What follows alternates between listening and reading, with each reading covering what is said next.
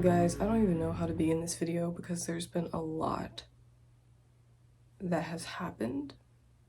I guess the first thing I should say is that I did successfully get out of my parents' house and I'm in a safe environment where I can't be mistreated anymore. And like the whole entire week that I have been gone has been just so satisfying. Like, I'm the happiest I've ever felt in quite some time. Now, how I did it was pretty interesting. I packed secretly. My parents didn't even fucking know I was packing. Like, at all. They did not know. But yeah, so I packed secretly pretty much leading up to the day that I would escape. And so when night fell, me and my sister moved my stuff from my bedroom upstairs to downstairs secretly. And it was like 3 to 4 a.m. The original plan was to move my stuff to the garage because there's like a door that you can go out of, but that door was jammed. And we tried to pop it open with, I think, my debit card, one of my debit cards, a school ID, and a hanger. None of that worked. So we had to end up using the porch door, which is on the same level as my parents' bedroom. So it was very risky because it was really late at night and we had to go up and down the stairs with these big, I guess like storage bins that I had full of my stuff. And yeah, we had to do it silently, just praying that they wouldn't hear us, because the floor would creak, and that was fucking terrifying. But that was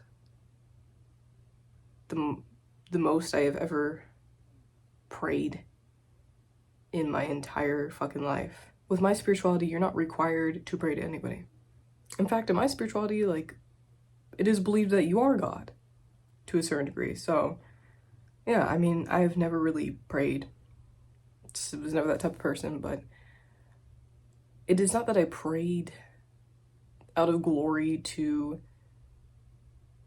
one of my spirit guides. It was that I extended my hand out for safety and protection. And I was protected because my parents never ended up waking up. Even when my alarm started going off in my room while my door was open, it was like 4 a.m. I was so thankful that it went off in my room and not downstairs while I was actually transporting the shit. So I ended up getting picked up. All of my stuff was loaded into the car. And I was sad because I had to leave my sister behind. She helped me. She helped me with all of it. And I could just tell how upset she felt, but it's like, what other choice did I have?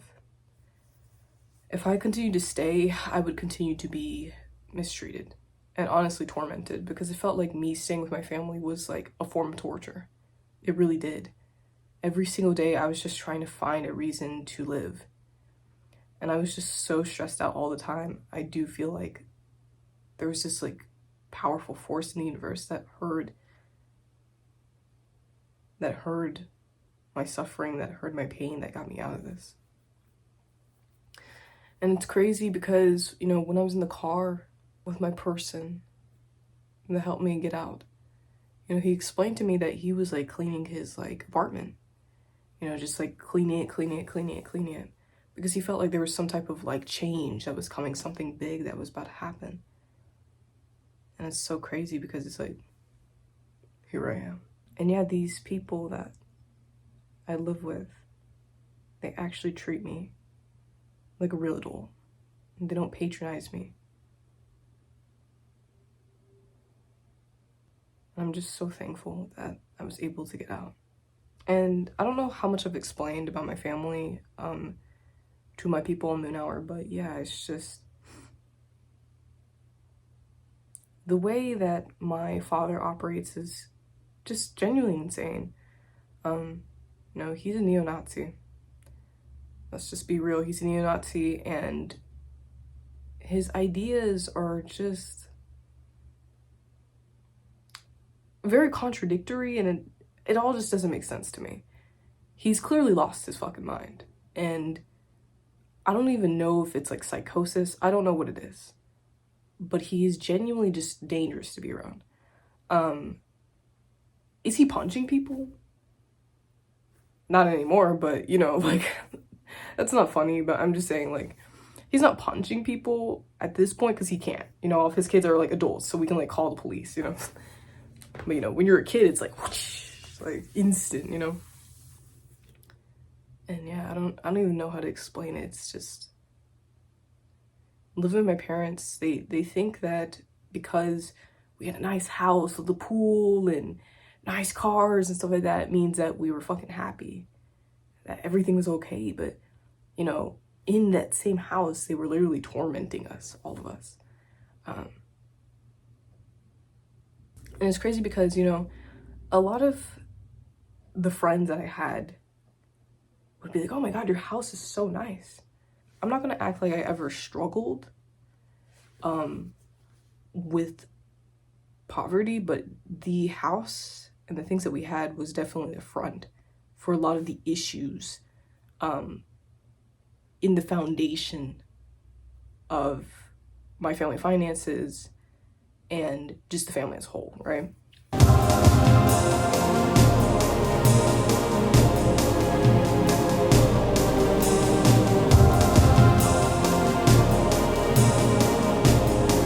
And a lot of the houses we lived in were rentals, so we didn't even own them, you know? But I remember there's this one nice house that we lived in. It was beautiful, you know? The ceilings were high, big backyard, didn't have a pool, like the first house that I was born into. But, you know, it was a very nice house, for sure, for sure. It was in a very nice, beautiful neighborhood. But the torment that I suffered in that house,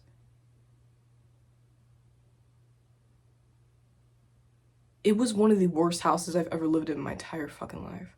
Every single day was like a form of torture. I can't even explain it to you. I mean, and this is like, I lived in a house from the time I was, I think, 8 years old till like 11. Those years of my life were like some of the darkest years I've ever faced. I'm not even gonna lie with you. I remember getting all my dolls taken away. Like, I explained this in the last video, I believe, but you know, all my dolls, it happened twice. You know, my dolls just got taken away, like thrown away, because I didn't clean, like, you know, our playroom quick enough, or my bedroom. I don't remember. Just one of the two. I didn't clean it quick enough, so my father was like, you know, that's it. You know, just throw away all my toys. It was so fucking traumatic. He did it twice. I remember I was reading one of my old diary entries, and I was just so fucking shocked with the things that I was reading. You know, one of the entries was talking about how my father had, like, spanked me when I was sick. When I was sick! And I was like, what the fuck? I mean, like, when I was reading my old diary, I was just, like, uncovering some of the things that, like, I completely, like, forgot. The things that completely escaped my mind. I was uncovering, like, the instability in my family and, like, the crazy shit that was happening in the house through every single diary entry. And I was just like, you know? And I just remember always, like, writing about how I just felt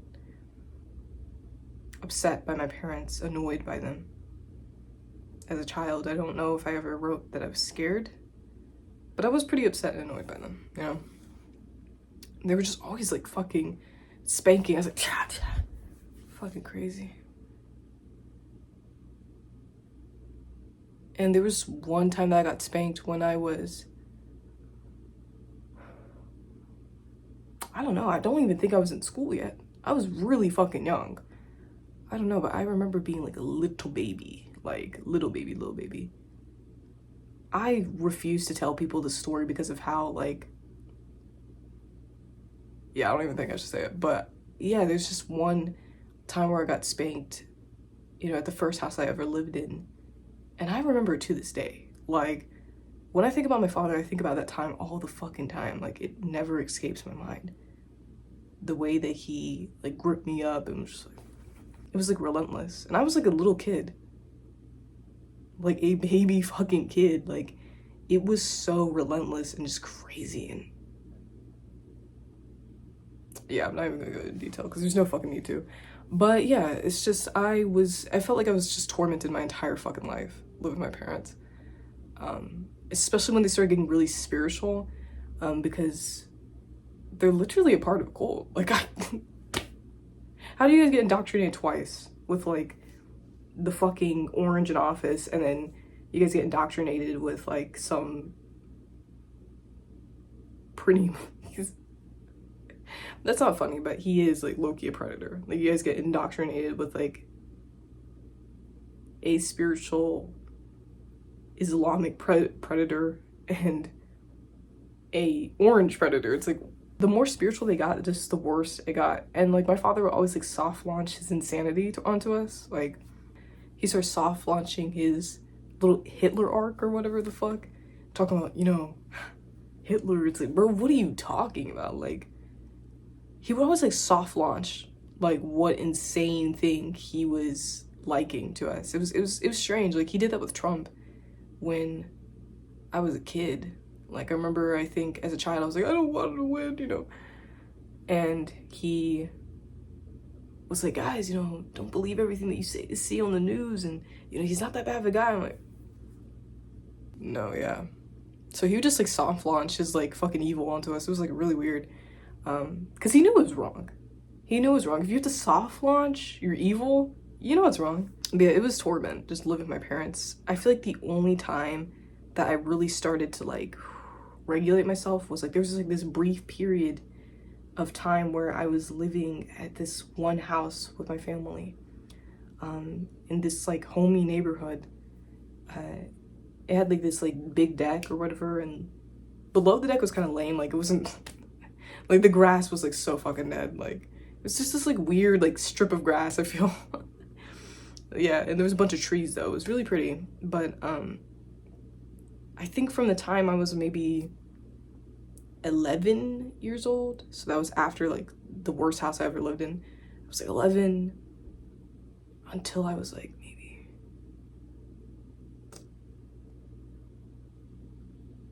okay, well, never mind. I was gonna say that like I felt like that house was the only time I felt safe in my family, but even then, like, I was tormented there as well.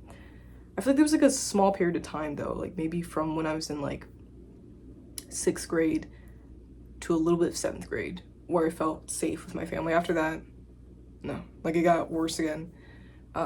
Yeah, I mean, this is so vulnerable because I don't tell people the shit, because people, you know, they act like they just don't believe you. But like, I was a chronic bedwetter like my entire fucking life when I was a kid. And you know, I've been just like dissecting like trauma and things like that, and I was just like, I mean, maybe I was wetting the bed up until I was in 6th grade, probably because every single fucking day of my life was extremely stressful. Every single day. Even on Christmas. Because there was a good chance that a couple of days later my toys were going to be taken away if I didn't clean up, you know, my room properly. But yeah, I mean, I finally stopped wetting the bed when I got to the house. So it was probably because like my nervous system was finally just like, but you know, it ramped up again, you know, because I was bullied at school and tormented even further. I remember I needed to get a bra because I was going through puberty. My mom denied me of that because she thought it was inappropriate and couldn't accept the fact that I was growing up. So I was bullied by my entire gym class for being the girl with no bra. So it's just like, I could never fucking catch a break. And when I started Moon Hour, y'all, I was probably in like one of the most darkest states I could be in, honestly. I mean, I was kind of coming out of wanting to commit when I started Moon Hour. I feel like Moon Hour was like an outlet, you know. I was just like create my little affirmations and subliminals and stuff. And it's crazy because, like, you know, your parents, they don't see what you see. They don't understand the trauma that they have caused, you know? Because no child should be wetting the bed up until they're like 11 years old. That's not normal. That's not fucking normal at all. But I couldn't stop because my nervous system was so fucking... And then being a homosexual on top of it.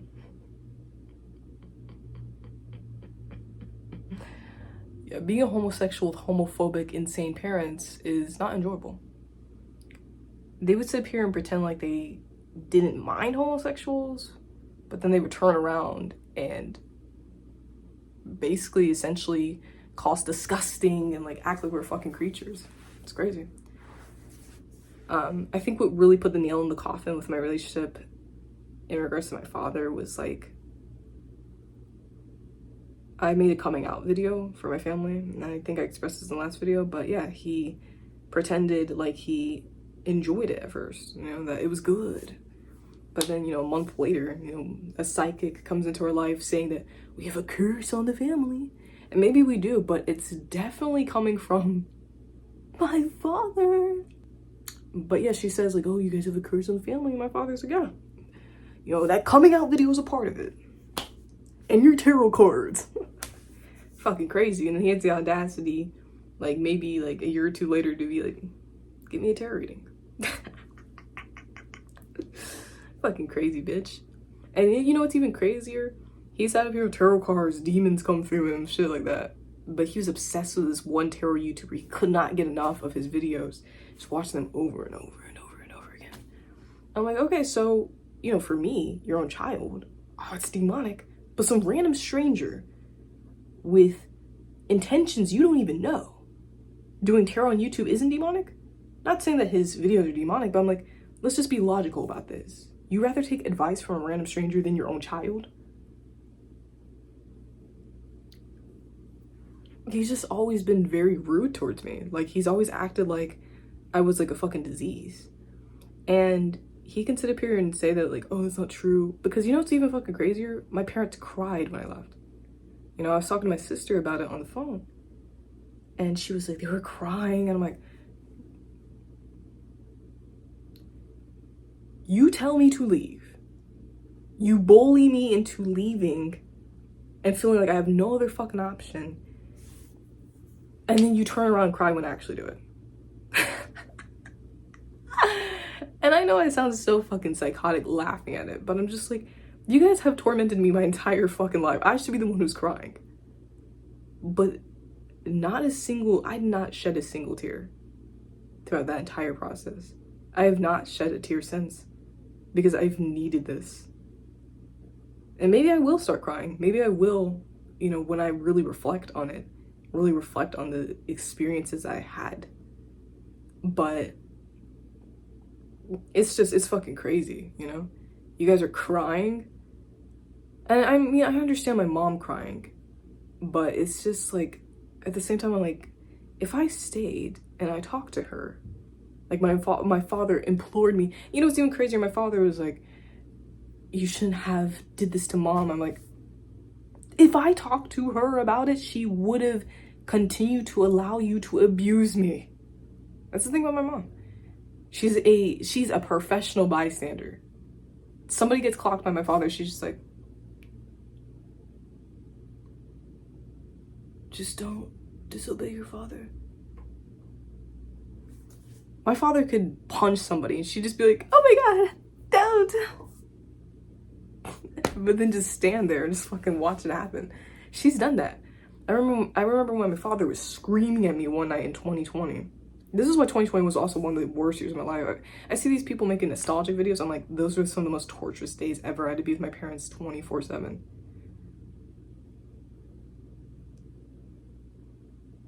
And I wanted to... Yeah, but there was one night in 2020, it was like December, near Christmas.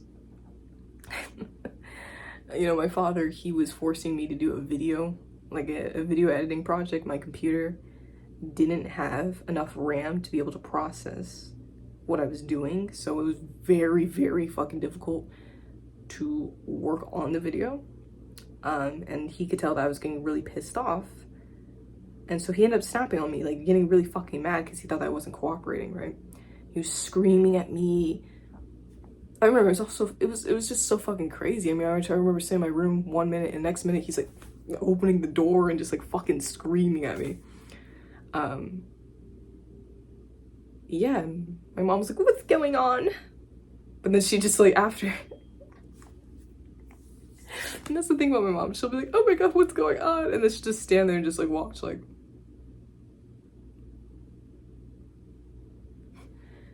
bitch, do something. Like, are you serious? And there's really not much that she can do. I honestly, it's so dark, but when my parents started having, because they had started having a divorce arc, when they started having a divorce arc, I was like, please divorce. Like, genuinely, please divorce so I can escape this hell. So I can get away from my father. But alas, you know, they were never gonna divorce, you know. It's just, it's so depressing. It's so depressing, you know.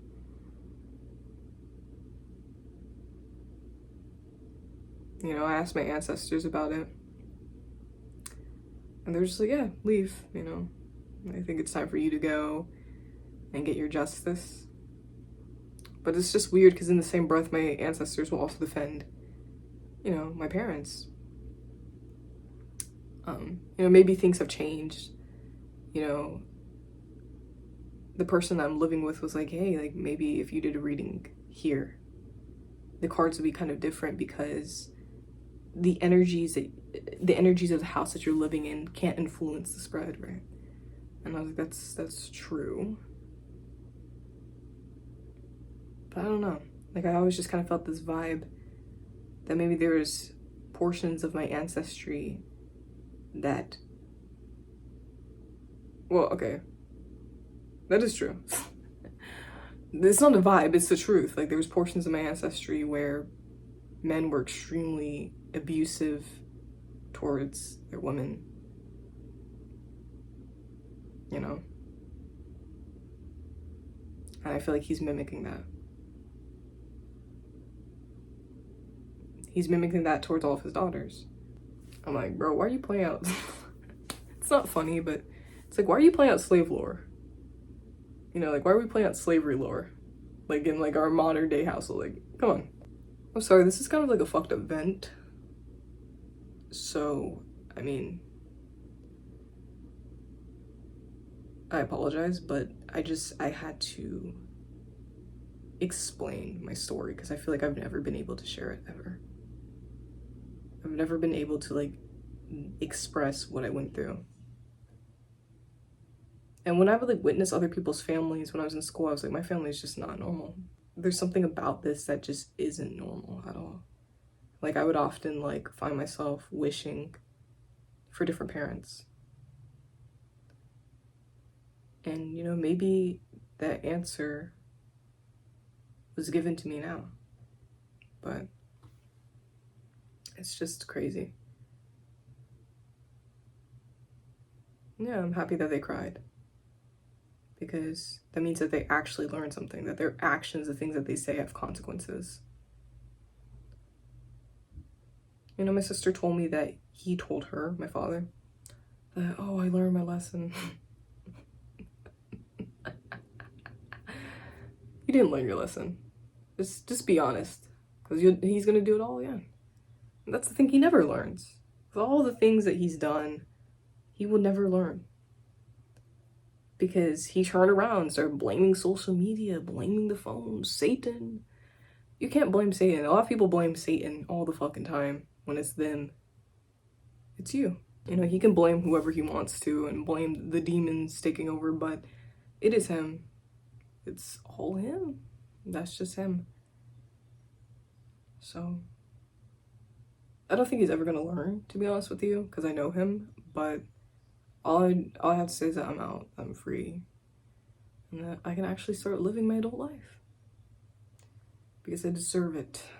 And, you know, there's this like friend that I had that was close to me, and I lost her friendship because she just thought I was a fucking loser. You know what I'm saying? I didn't have a car. You know, I couldn't drive. And I could just feel this like judgment energy, like when we were hanging out together, that she thought I was way more behind than her. You know, she was engaged. My parents, they like destroy my life. They destroy my friendships. They make people think that I'm a fucking loser because I don't get to fucking leave the house. I always felt like everyone I talked to never understood how I felt because they couldn't understand how it feels when your parents are constantly dehumanizing you and treating you as property. They don't understand how it feels when your parents are constantly stopping you from living your life. When they're so deathly afraid of you growing up because then you can actually see that what they're doing is wrong and that you can't be controlled anymore. It's crazy. I mean, there's just so many more layers to this that I can't even explain. But yeah, it's just the way that they've treated me. They've treated me like I was just like a piece of property or something to control or like a servant, you know? And I just, it's fucked up. You know, my mom stopping me from wearing a bra and then having me get publicly humiliated every single time I go into gym. It's like they want a total control over my life, including my puberty. And I just find that to be so frightening, honestly. But I have finally accepted them and I'm just so happy that it's over. Yeah, I do feel like they need to cry. And to be honest with you, I don't feel like they cried because they actually understood that I was hurt. I feel like they cried because they understand that they lost, that they couldn't control me anymore. That when they said for me to fucking leave, I left. That I meant it. And that was where the fucking crying came into play. I do feel like, you know, maybe my mom, she was definitely very upset because she lost her child, but at the same time, she was always a bystander. I didn't really fuck with that. He would be tormenting me and she would just watch. She wouldn't do anything. And I feel like she only really started to get kind of vocal about her frustrations with him when it was way too late, when I was already pretty much like out the house at that point. But yeah, it's just, I mean, now she doesn't choose to divorce him after this. There's nothing I can do. That is my suggestion. So yeah, I don't really plan on seeing them ever again. If I do, I'm gonna be an entirely different guy. I'll have maybe a beard. I'll still have my breast for sure. Because the way that I operate as a transgender freak is that I don't want to seem normal at all. So I'll have like, you know, tattoos off sleeves, piercings. I'm getting snake bites for my birthday.